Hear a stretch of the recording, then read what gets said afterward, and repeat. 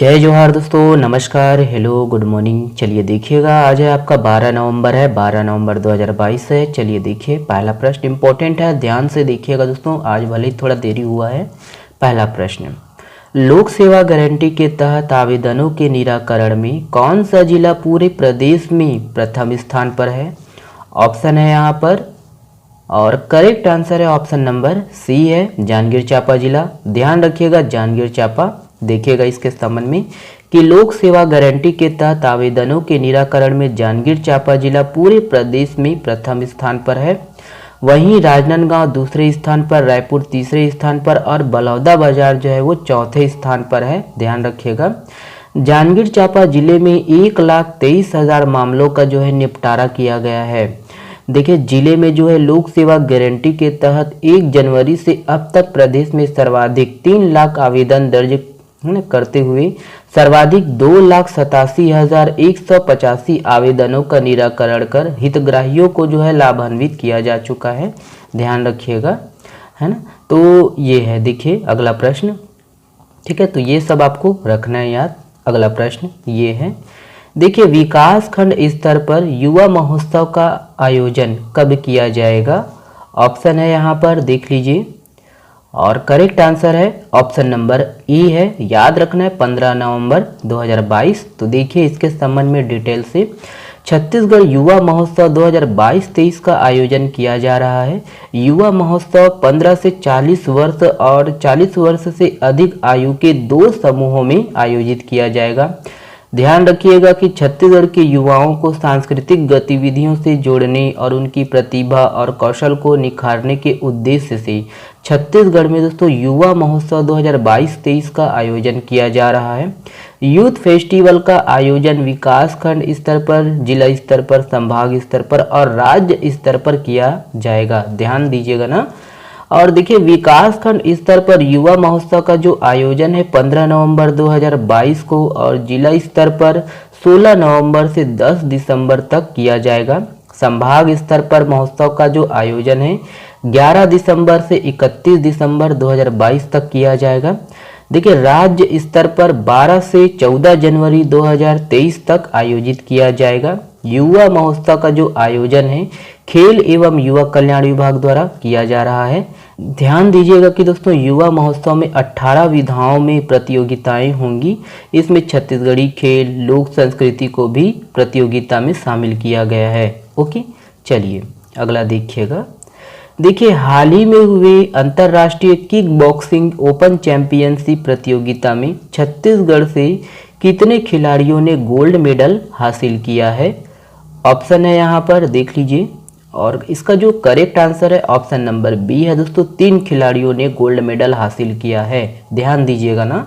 देखिएगा इसके संबंध में कि दिल्ली के ताल कटोरा स्टेडियम में अंतर्राष्ट्रीय किक बॉक्सिंग ओपन चैंपियनशिप प्रतियोगिता आयोजित की गई थी और इस प्रतियोगिता में छत्तीसगढ़ के सरगुजा जिले के 3 युवाओं ने गोल्ड मेडल हासिल किया। ध्यान दीजिएगा कि किक बॉक्सिंग प्रतियोगिता में अंबिकापुर शहर के छात्रा स्वाति राजवाड़े ने जॉर्डन की खिलाड़ी को पराजित कर स्वर्ण पदक अपने नाम किया है।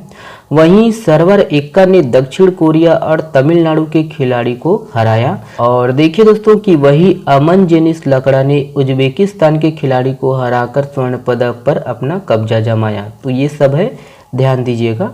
चलिए नेक्स्ट देखिएगा, ये वाला प्रश्न इंपॉर्टेंट है, ध्यान दीजिएगा। छत्तीसगढ़ में अब स्कूल में ही विद्यार्थियों को जाति प्रमाण पत्र बनाकर दिया जाएगा। इसकी मान्यता कब तक रहेंगी? ऑप्शन है यहाँ पर, देख लीजिए। ऑप्शन नंबर दोस्तों, ऑप्शन नंबर सी है, जीवन भर। ठीक है, तो पहले क्या होता था कि 6 महीने तक वैलिडिटी होता था दोस्तों, हर 6 महीने बाद बनाना पड़ता था। तो देखिएगा इसके संबंध में कि छत्तीसगढ़ में अब छात्रों को हर साल बार बार जाति प्रमाण पत्र नहीं बनवाना पड़ेगा। अब एक बार में ही स्थायी जाति प्रमाण पत्र बनाया जाएगा। ठीक है, ध्यान रखिएगा। अब दोस्तों स्कूल में ही विद्यार्थियों को जाति प्रमाण पत्र बनाकर दिया जाएगा। SC, ST और OBC वर्ग के छात्रों को स्कूल में एडमिशन, स्कॉलरशिप के लिए जाति प्रमाण पत्र की आवश्यकता होती है।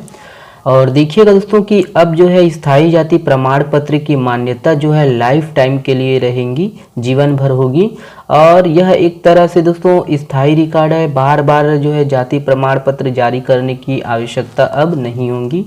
राज्य के सभी सरकारी, प्राइवेट और केंद्रीय बोर्ड की जो है स्कूलों में कक्षा 8वीं से 12वीं तक पढ़ाई कर रहे अनुसूचित जाति, अनुसूचित जनजाति और अन्य पिछड़ा वर्ग के छात्रों के लिए देखिए जाति और निवास प्रमाण पत्र उनकी शालाओं में पढ़ाई के दौरान तैयार कर वितरित किया जाएगा।